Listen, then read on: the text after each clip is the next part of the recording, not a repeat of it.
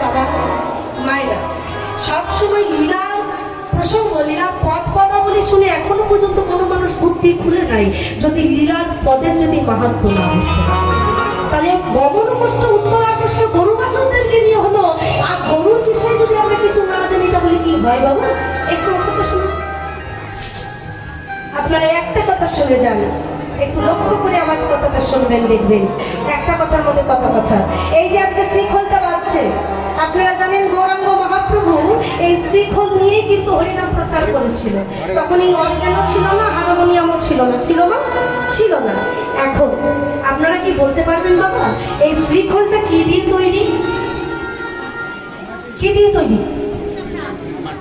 বেশ, এই শ্রীখলের ভেতরের কাঠিটা হচ্ছে মাটি, আর এই সমস্ত কিছু জিনিসগুলো হচ্ছে চামড়া দিয়ে তৈরি। বসো, চামড়া। কিসের চামড়া? ছাগলের নয়, মহিষের নয়, বাঘের নয়, হরিণের নয়, চামড়াটা হচ্ছে গাভীর চামড়া। গাভীর চামড়া দিয়ে এই শ্রীখলের সৃষ্টি। এখন আমি বলে রাখি যে গৌরাঙ্গ মহাপ্রভু যদি মনে করতো তাহলে অন্য কিছু যন্ত্র বাজাতে পারতো, কিন্তু খোল নিয়ে নাম করলো, আবার খোলটা আবার মরা গরুর চামড়া দিয়ে কেন? শুধুমাত্র গরুর চামড়া দিয়ে কেন শ্রীখল সৃষ্টি? আরো তো অনেক পশু পাখি আছে, তাহলে কেন গাভীর চামড়া? এই তত্ত্বটা একটু শুনুন। মানে একদিন ভগবান কৃষ্ণ এই গোষ্ঠীর সময় তার গরু বাছুরদেরকে বলছে যে হে ধবলি, হে শ্যামলি, হে পিয়ালি, তোমাদেরকে আমি গরু তৈরি করেছি ঠিকই, তোমাদের মতন আমি কিছু মানুষও সৃষ্টি করেছি, মানুষ দুটো হাত দুটো পা, তোমাদেরও দুটো হাত দুটো পা, কিন্তু মানুষের দুটো হাত দিয়েছি যে এই হাত দিয়ে যেন তারা জীবন রক্ষা করতে পারে, যদি কেউ তাদেরকে মারতে আসে তারা যেন হাতটাকে ধরতে পারে, নিজের জীবনটাকে যেন রক্ষা করতে পারে। কিন্তু হে গাভী, তোমাদের দুটো হাত দিয়েছি কিন্তু সেটাও পায়ের সমান, তুমি কিন্তু হাত দিয়ে তোমাদের জীবন রক্ষা করতে পারবে না। তার জন্য আমি কি করলাম, তোমাদের হাত দিয়ে তোমরা জীবন রক্ষা করতে পারবে না বলে তোমাদের মাথায় দুটো শিং দিলাম। কেন? কারণ এই শিং দিয়ে তোমরা তোমাদের নিজের জীবন রক্ষা করবে, কেউ যদি তোমাদেরকে মারতে চায় তোমরা শিং দিয়ে আঘাত করবে। কিন্তু হে গাভী, তোমাকে শিং দেওয়া সত্ত্বেও আজও পর্যন্ত আমি কৃষ্ণ দেখলাম না যে তোমরা কোনোদিন কোনো মানুষকে আঘাত করেছো। কেন করো না? আমি তো শিং দিয়েছি আঘাত করবার জন্য, তাহলে করো না কেন? দেখো না আস্তে তখন বৃন্দাবনে ধবলি শ্যামলি গরু বাছুর বলছে, হে কৃষ্ণ, আমরা যে শিং থাকতেও মানুষকে আঘাত করি না, এই কারণ হচ্ছেন আপনি। এই শিক্ষাটা আমরা আপনার কাছ থেকে পেয়েছি। কৃষ্ণ বলছে কি শিক্ষা? প্রভু, আপনার কি মনে নাই যেদিন আপনি বাল্য লীলা করছিলেন, যেদিন পুতনা রাক্ষসী স্থলপুত্রে মহারাজ হংস বীজ মাখিয়ে পাঠিয়ে দিয়েছিল আপনাকে মারবার জন্য, মনে আছে সেই দিনের কথা? মনে আছে আপনার? ওই পুতনা রাক্ষসী বীজ মাখানো দুধ খাওয়া। কৃষ্ণ বলছে হ্যাঁ মনে আছে। বলছে প্রভু, আরো ভালো করে মনে করুন, যখন আপনি পুতনা রাক্ষসীর বীজ দুধ পান করলেন, তখন পুতনা রাক্ষসী যখন মাটিতে পড়ে গেল, তখন আপনি তাকে কি বলেছিলেন? কৃষ্ণ বলছে আমার তো মনে নাই কি বলেছিলাম। প্রভু, আপনি সেদিন পুতনাকে বলেছিলেন যে হে পুতনা, তুমি আমাকে বিষ খাওয়াও আর অমৃতই খাওয়াও, তোমার দুগ্ধ যখন আমি মুখে নিয়েছি, দুগ্ধ পান সেই করাতে পারে সে মা হয়, তাহলে তোমার দুগ্ধ যখন আমি মুখে নিয়েছি, সেই বিষ হোক আর অমৃতই হোক, আজ থেকে তুমিও একজন যশোদার মতন আমার মা। তাহলে কৃষ্ণ, হে দয়াময়, তুমি পুতনার মতো রাক্ষসী, ওই রাক্ষসীর বীজ দুগ্ধ পান করে তাকে মা ডেকেছিলেন, আর বলতে পারে সেই দিন থেকে আমরা শিক্ষা পেলাম যে আমরা গাভী, এই জগতে এমন কোনো ছেলে মেয়ে নাই যারা এই গাভীর দুগ্ধ পান করে না। সেই ছেলে মেয়েরাই যখন আমাকে আঘাত করছে, আমাকে মারছে, আমি কি করে শিং দিয়ে আঘাত করি? কারণ ওরা আমাকে মা মানুক চাই, না মানুক, আমি তো জানি ওরা আমারই সন্তান। আমরা তো জানি যে ও একদিন হলেও আমার দুঃখ পান করেছে, তাহলে যে মায়ের দুঃখ পান করেছে, মা হয়ে আমি সন্তানদেরকে আঘাত করি কি করে? কৃষ্ণ শুনে চমকে উঠল, চমকে উঠে বলছে, হে হে ধমনী, এখন আমার আফসোস হচ্ছে যে তোমরা পশু নও। পশু তো তারাই যারা মানুষের দেহ পেয়ে গোবিন্দর নাম করে না। পশু তারা নয় যারা পশু হয়েও গোবিন্দকে ভালোবাসতে জানে। হে গাভী, তোমাদের মনে এত ভক্তি, তোমাদের মনে এত বিশ্বাস, তোমাদের এই ভক্তি দেখে তোমাদেরকে আমি একটা এই বৃন্দাবনের মাটিতে দাঁড়িয়ে আশীর্বাদ করবো। কি আশীর্বাদ? না, আমি তো খুব তাড়াতাড়ি কলিকালে গৌর অবতারে যাচ্ছি, তাই গৌর অবতারে যাওয়ার সময় তোমাদের গরু, তোমরা গাভী, তোমাদেরকে তো নিয়ে যেতে পারবো না, কারণ তোমাদের একটা আয়ু আছে, তোমরা পশু, তোমাদের একটা আয়ু আছে, ওই আয়ুর মধ্যেই তোমরা থাকবে, তোমরা তার সাথে দেহ রাখবে। কিন্তু যখন তোমরা দাপর যুগের শেষে দেহ রাখবে, যখন আমি কলিকালে চলে যাব গৌর অবতারে, সেই দিন তোমাদেরকে এমন করে আমি ছেড়ে যেতে পারবো না। তোমাদের ভালোবাসি তো, তাই যেদিন তোমরা দেহ রাখবে সেদিন তোমার দেহের চামড়া থেকে আমি শ্রীফল নিবন্ধ সৃষ্টি করবো।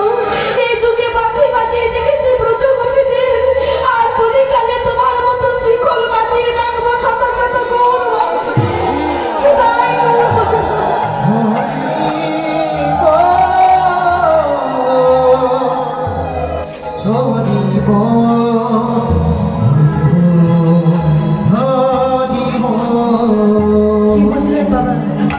সেই দাপর যুগের গাভীর চামড়া থেকে সৃষ্টি হলো শ্রীফল মৃদঙ্গ। কৃষ্ণ বলল, দাপর যুগে আমি বাঁশি বাজিয়ে গোপীদের ডেকেছিলাম, আর এই কলিকালে শ্রীফল বাজিয়ে রাখবো শত শত গৌর ভক্তদেরকে, যেমন আপনারা। তাই বাবা, মানব জনম বড় দুর্লভ। একবার যদি মানব জন্মটা যদি একবার চলে যায়, আমাদের যে বারে বারে আর আসা হবে না।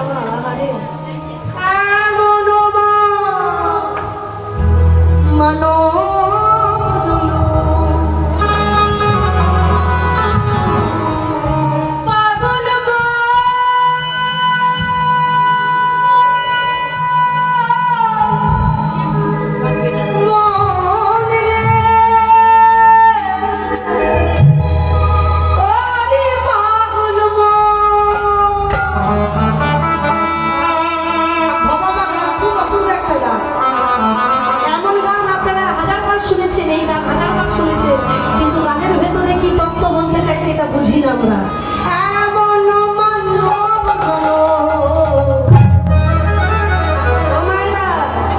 আমরা কোনদিন আর পাব না বারে বারে আশা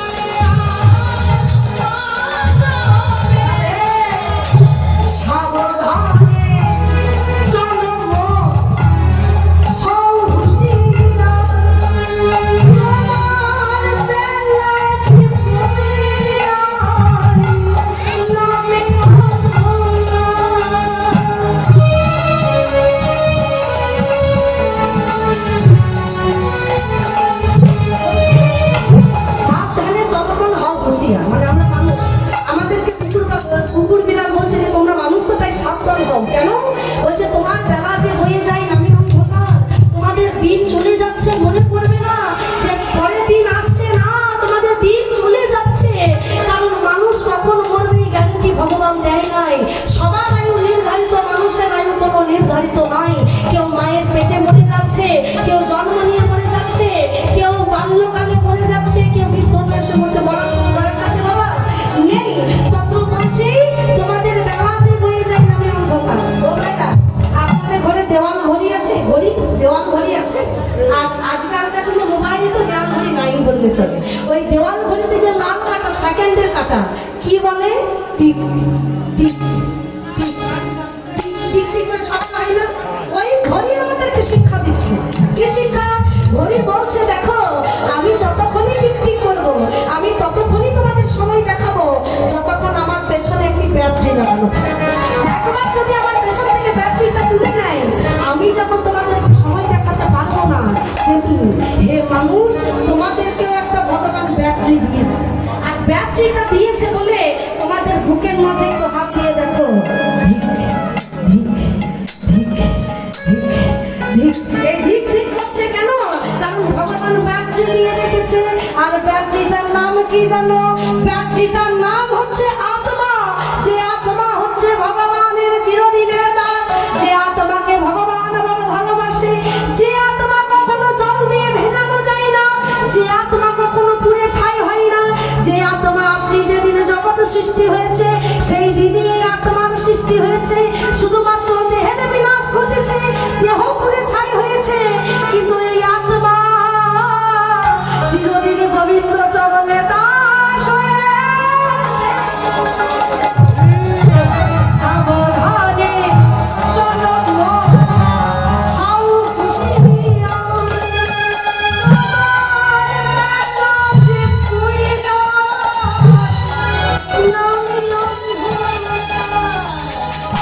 জুড়ি আরো হৃদয় মাথারে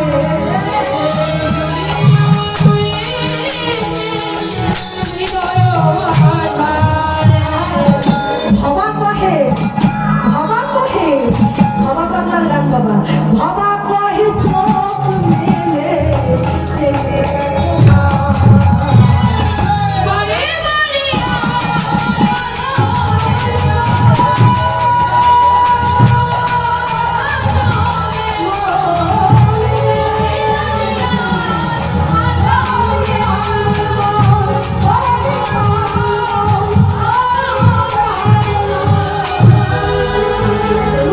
গৌরাঙ্গ মহাপ্রভু আমাদের মতো সাধারণ বৈষ্ণবকে হরিনামে খেলা করছি। এখন বৃন্দাবনে আমরা যাই, সেই শ্রীকোণ সেই নিবন্ধ।